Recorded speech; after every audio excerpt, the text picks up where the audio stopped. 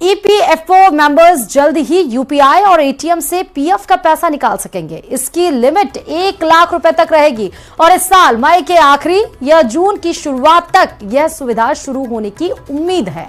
श्रम एवं रोजगार मंत्रालय ने इस बात की जानकारी दी है। कर्मचारियों को डेबिट कार्ड की तरह ईपीएफओ विड्रॉल कार्ड दिया जाएगा। इससे वे एटीएम से तुरंत पैसे निकाल सकेंगे। यूपीआई के जरिए यूजर्स अपना पीएफ बैलेंस भी चेक कर पाएंगे। अभी ईपीएफओ मेंबर्स को ऑनलाइन क्लेम की प्रोसेस में 2 हफ्ते तक लगते हैं। यूपीआई से पैसा निकालने के लिए आपको अपने पीएफ अकाउंट को यूपीआई से लिंक करना होगा। इसके बाद सब्सक्राइबर्स पीएफ का पैसा अपने बैंक अकाउंट में ट्रांसफर कर सकेंगे। तो ईपीएफओ मेंबर्स के लिए अच्छी खबर है, पीएफ का पैसा अब निकालना आसान हो जाएगा। यूपीआई और एटीएम से आप पैसे निकाल सकेंगे। 1 लाख तक ये लिमिट कर दी गई है। मई या जून से इसकी सुविधा शुरू हो जाएगी। उत्तर प्रदेश के अमरोहा में तिरंगे के अनावरण अव्यवस्था और अफरा तफरी की भेंट चढ़ गई है। जैसे ही समारोह में रिफ्रेशमेंट बनने लगी, वैसे ही भीड़ बेकाबू हो गई। तस्वीरों में देखा जा सकता है कि जैसे ही मंच पर रिफ्रेशमेंट की पेटियां खुली, उसे पाने के लिए लोग तेजी से आगे बढ़े और एक दूसरे पर गिरने लगे। गनीमत रही कि घटना में किसी को भी गंभीर चोटें नहीं आई हैं। तो तस्वीरें देखिए कि रिफ्रेशमेंट पाने के लिए किस तरह भीड़ आमदा हो गई। जैसे ही पेटियां रिफ्रेशमेंट की खुली, उसके बाद लोग उस तरफ आगे बढ़ने लगे। तो ये अव्यवस्था दिखाई पड़ रही है। जो भी उत्तर प्रदेश के अमरोहा में समारोह था, उसमें तिरंगे के अनावरण में धक्का मुक्की का ये वीडियो सामने आया है। उत्तर प्रदेश में क्या डेमोग्राफी बदलने की कोई साजिश चल रही है? क्या किसी रणनीति के तहत हिंदुओं की जमीन हथियाने की कोशिश की जा रही है? क्या धार्मिक स्थल बनाकर हिंदुओं की जमीन खरीदकर उन्हें खास इलाकों से हटाया जा रहा है? हिंदुओं को पलायन के लिए मजबूर किया जा रहा है?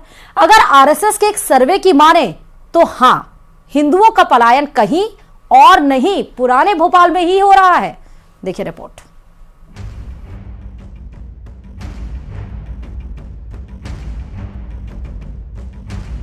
आरएसएस के सर्वे में बड़ा दावा। भोपाल में बदल रही डेमोग्राफी। पुराने भोपाल से हिंदुओं का पलायन।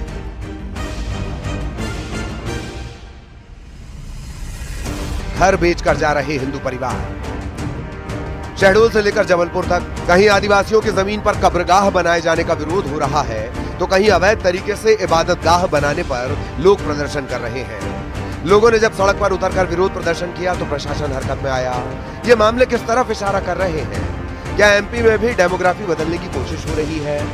आरएसएस के सर्वे में जो दावा किया गया उसके मुताबिक सिर्फ कोशिश ही नहीं की जा रही, डेमोग्राफी बदली जा रही है। कई इलाकों में तो डेमोग्राफी पूरी तरह बदल चुकी है। आरएसएस के सर्वे के मुताबिक भोपाल के पुराने शहर से बड़ी संख्या में हिंदू परिवारों ने पलायन किया है। संघ के अनुसार बीते 3 दशकों में करीब 3000 हिंदू परिवारों ने अपने मकान बेचे, जिन्हें दूसरे समुदाय के लोगों ने खरीद लिया।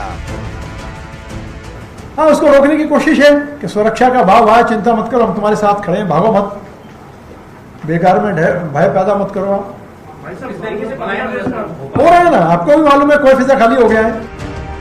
आरएसएस के सर्वे के अनुसार भोपाल के कई इलाकों में हिंदुओं की आबादी घटी है। सर्वे में और क्या है, आइए जानते हैं। भोपाल के पुराने शहर से हिंदुओं का पलायन।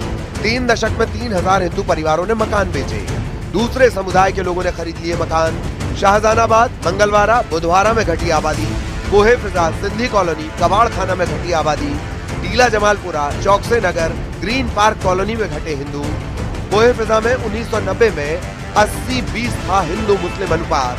कोहे फिजा में अब 30-70 है हिंदू मुस्लिम अनुपात। किराए पर रहने वाले हिंदू छोड़ रहे पुराना भोपाल। सिंधी कॉलोनी में हिंदुओं की संख्या आधी से ज्यादा घटे। कोहे फिजा इलाके में आरएसएस के सर्वे को लेकर स्थानीय निवासियों का कहना है कि 2003 में यहाँ हिंदू परिवार बड़ी संख्या में रहते थे, लेकिन मुस्लिम समाज के लोगों ने उनकी जमीनों को महंगे दाम में खरीदा।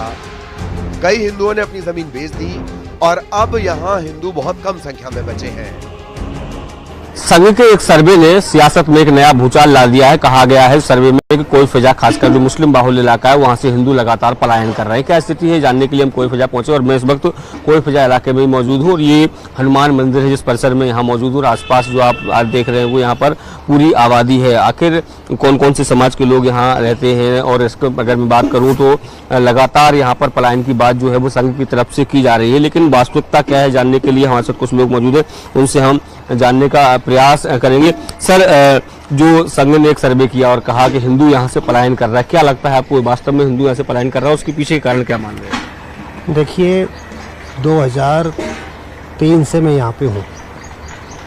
पहले यहाँ पे लगभग आबादी, हिंदुओं की आबादी 80%, 70-80% थी और मुस्लिम आबादी 20 से 25%, 30% थी।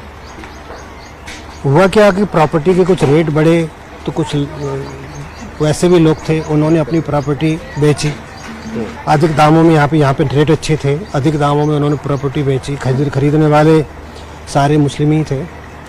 उन लोगों ने अच्छे दामों में अपनी प्रॉपर्टी बेच के यहाँ से चले गए। उनको देख के कि प्रॉपर्टी के दाम अच्छे हैं, ये सोच के और दूसरे लोगों ने भी बेचना प्रारंभ कर दी, उन्होंने भी बेच दिया।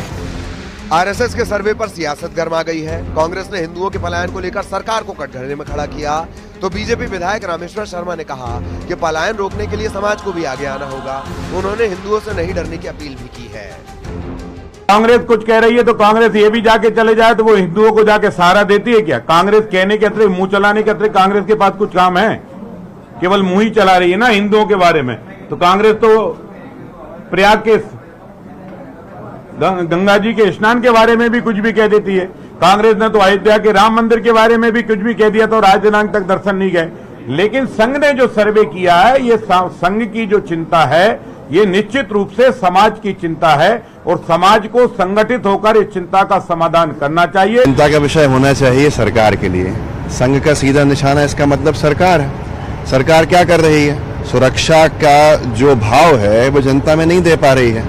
अगर कोहे फिजा से पलायन हुआ है तो ये भी चिंता का विषय होना चाहिए कि जो नया भोपाल बना है उसमें मुस्लिम समुदाय के कोई व्यक्ति रहने को तैयार नहीं है। आपस में क्यों इतना एक दूसरे से दूर होते जा रहे हैं? हिंदुओं के पलायन पर जारी इस सियासत के बीच आरएसएस के दावे ने कई सवाल खड़े कर दिए। क्या वाकई भोपाल की डेमोग्राफी बदल रही है? हिंदुओं के पलायन के जो आंकड़े दिए गए हैं उनमें कितनी सच्चाई है? और भोपाल के पुराने शहर से हिंदुओं का पलायन हो रहा है तो इसकी वजह क्या है? क्या ये भोपाल की डेमोग्राफी बदलने की कोई साजिश है? Bureau report, news 18। थूक कर रोटी बनाने का वीडियो फिर सामने आया। इस बार घटना गाजियाबाद की है, जहां जागरण के दौरान तंदूर की रोटी बनाते वक्त यह हरकत कैमरे में कैद हो गई।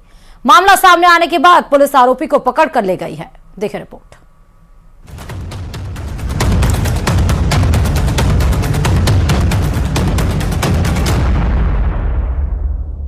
खाने में थूकने वाली घिनौनी हरकत एक बार फिर सामने आई है। गाजियाबाद के टोला मोड़ थाना क्षेत्र का ये मामला है, जहां तंदूर की रोटी बनाने वाला कारीगर थूकता हुआ पाया गया है। वहीं मौजूद कुछ लोगों ने उसकी हरकत को कैमरे में कैद कर लिया।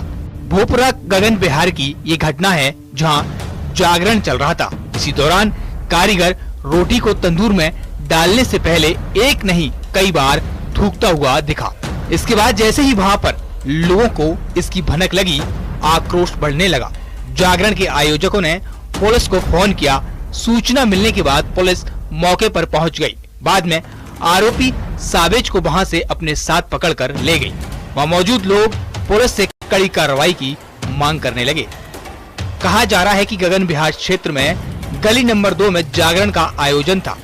जागरण से पहले खाने का भी कार्यक्रम था।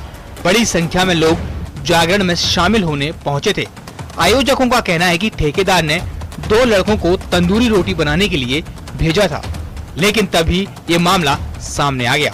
सोशल मीडिया पर भी ये वीडियो काफी वायरल हो रहा है। खाने में थूकने के मामले लगातार सामने आ रहे हैं। ये इस तरह की पहली घटना नहीं है जिसमें खाने की चीजों को थूकने के बाद परोसा गया हो। ऐसी हरकत के पीछे आखिर ये किस तरह की मानसिकता काम कर रही है? क्यों बार बार रोटी बनाते वक्त थूका जा रहा है? लोगों को बीमारी बांटने की ये कैसी मंशा चल रही है? कानूनी कार्रवाई के बाद भी ऐसे मामले थम नहीं रहे हैं। न्यूज़ 18 के लिए गाजियाबाद से अमित राणा की रिपोर्ट।